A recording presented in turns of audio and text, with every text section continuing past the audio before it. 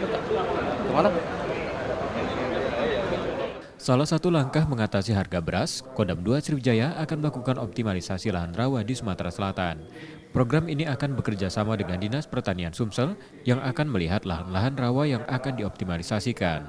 Lahan yang disiapkan mencapai 98.000 hektar. Mulai detik ini saya sudah panggil Kadis Pertanian Provinsi untuk melaksanakan peninjauan.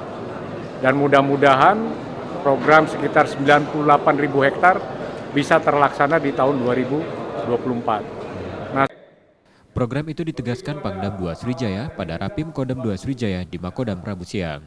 Optimalisasi lahan rawa tersebut ditargetkan mulai berjalan pada tahun ini. Sementara dalam Rapim yang melibatkan seluruh pimpinan di Kodam 2 Sriwijaya juga mengevaluasi kegiatan pada tahun 2023 dan mempersiapkan program 2024. Selain optimalisasi lahan, Kodam 2 Sriwijaya tetap melanjutkan TMMD, TNI Manunggal Air, dapur masuk sekolah, serta Kodam masuk kampus. Kemudian tetap menyiapkan pasukan dalam tugas-tugas operasi yang tahun ini 2 batalion di Kodam 2 Sriwijaya sedang disiapkan.